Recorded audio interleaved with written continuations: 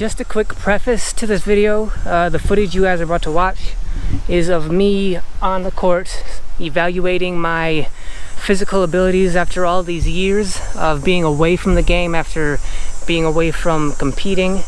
And just so you know, this is not typical of what I would do on an average, typical practice session. This is just super light evaluation of what I'm physically capable of doing. So don't make the mistake of thinking of this small, tiny, workout that I just did.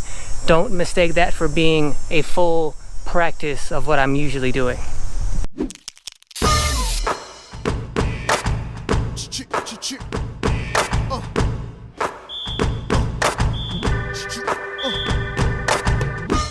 What's up, guys? It's Tony from Streetball Strategies, where we use strategy to build your streetball legacy.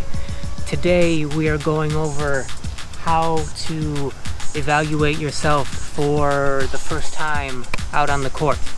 So this video is for anybody who is first getting started on the court, whether it's the very first time in your career or it's the first time since extended layoff. Maybe if you live in a place like Michigan where we have all 4 seasons, if you're coming back onto the court after the winter and it's the beginning of spring and you're first starting to get back out here and you want to evaluate yourself, your body, your game to know where you are, this is the video for you. For me, this video is about the fact that I'm trying to start playing competitively again. It's August of 2020. I plan on the spring and summer of 2021 to start competing again just for that summer. And so I've been retired for 9 years. Next summer 2021 will be 10 years. And so I'm trying to get started again, figuring out where I am physically and what adjustments I need to make, and just sort of where to start with my ability, my game, my physicality, all that kind of stuff. So first of all, to get started with, you don't need this. Get rid of that.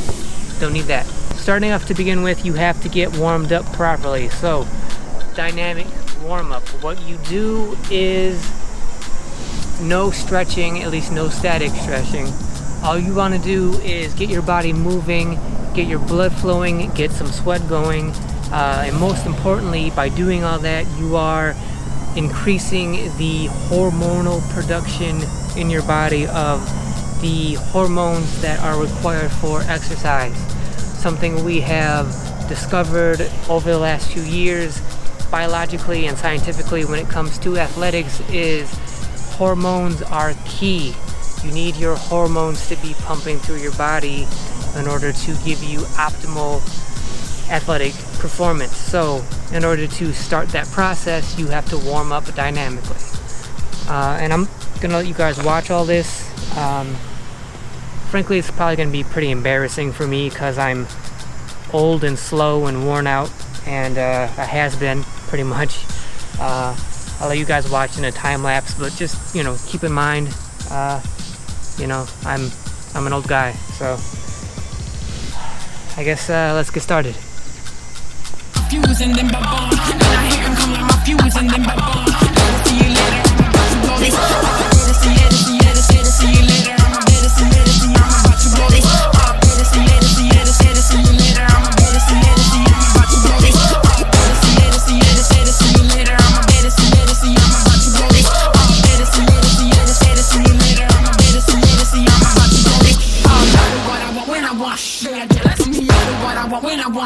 For those of you just getting started, what you'll notice is you'll figure out what works best for you.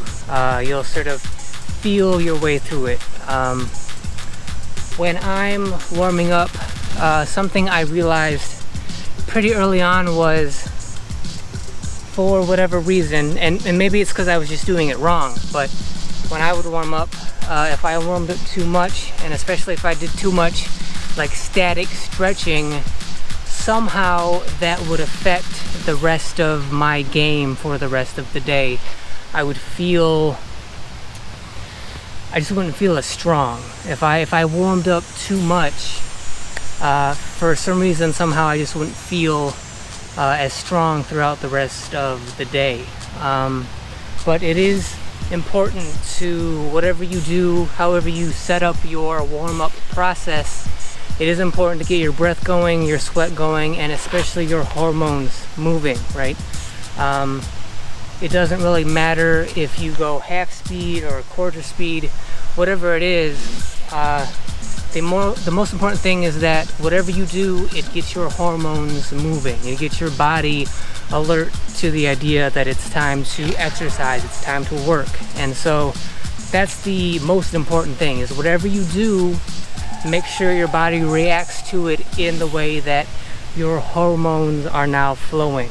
The way you tell that is if your heart rate is higher than normal, if you got a little bit of sweat going, then you know that your hormones are starting to react.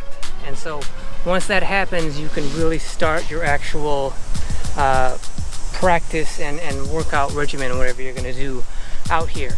Usually, I'd warm up a little bit longer than that, but it's not going to be a full day for me today. I'm just out here trying to see what I can do, and then it's not going to be a full day of practicing and evaluating. It's just sort of a short overview of what I can sort of expect when I start that whole process. So first up was the dynamic workout. Next is just sort of moving around. I'm just going to go through some movements and see how my body feels, see what it does, see how it reacts, and we'll go on from there.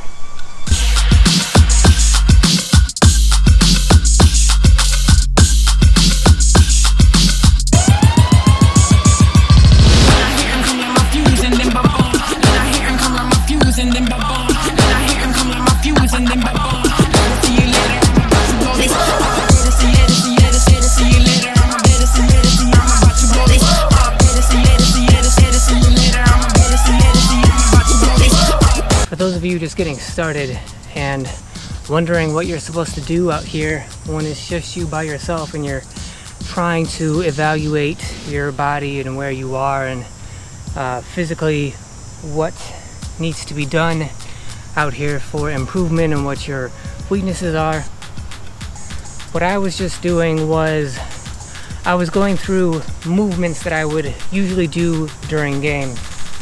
Movements that I'm familiar with, movements that are sort of my go-to in game situations.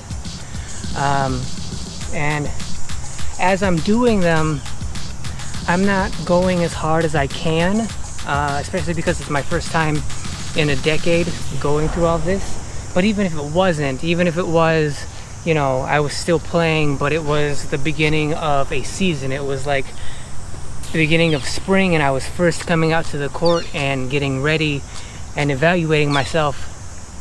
I wouldn't necessarily be going 100%. All I'm trying to do is focus and concentrate on being aware and being conscious of what my body's doing and how it feels doing it. So that's why when I'm out here just moving around without a basketball, I'm doing what I normally would do. I'm imitating moves that I would normally would make. And if you're like a big guy and you get down to the rim, that's the kind of stuff you should be practicing as well. Whatever you do in games is what you should be doing to evaluate where you are physically when you get back onto the court. The part I'm having problems with right now is the pain, right?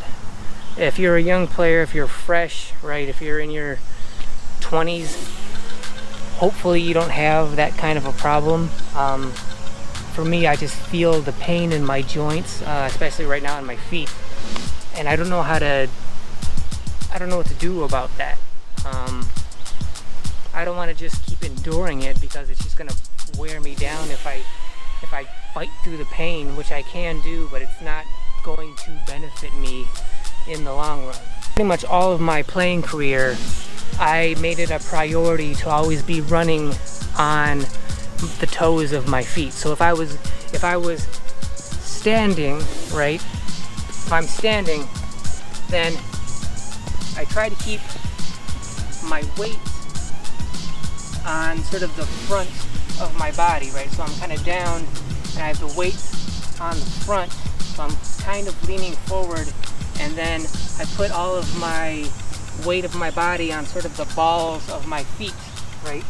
That way I have as little bit of tension touching the ground as possible. So instead of having my full foot resting on the ground, being flat-footed, I only have the sort of the ball of my foot resting on the ground, and that gives me a better chance to accelerate, right? So if I'm flat-footed, now I have to move my whole foot in order to accelerate. But if I only have the balls of my feet on the ground, then I only have to push off the balls of my feet to move. And that goes for whatever direction, whether it's forward or side to side, whatever it is. Even if I'm, especially if I'm backpedaling, right, I'm always on the balls of my feet.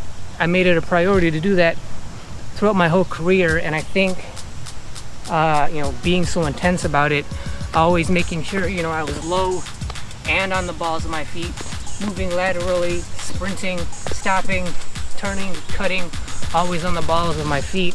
After years and years of that, I think it did damage, and not only did it give me like arthritis, but I also have bunions. My toes are turned in weird, so I have that lasting damage going on right now. I think that's what the problem is. The question is, how do I deal with it? But the point is, for those of you getting started, who are evaluating yourself on the court for the first time in your career or in the season, get out here, move around, see how it feels. Don't have too much expectations of yourself. Just see what you're capable of doing. You're not out here beating yourself up and judging yourself. It's just sort of getting a feel for where you are, and then as you're going through it, sort of you're trying to evaluate where you are, and then kind of devise a plan of how you're going to deal with that and get better as you go along.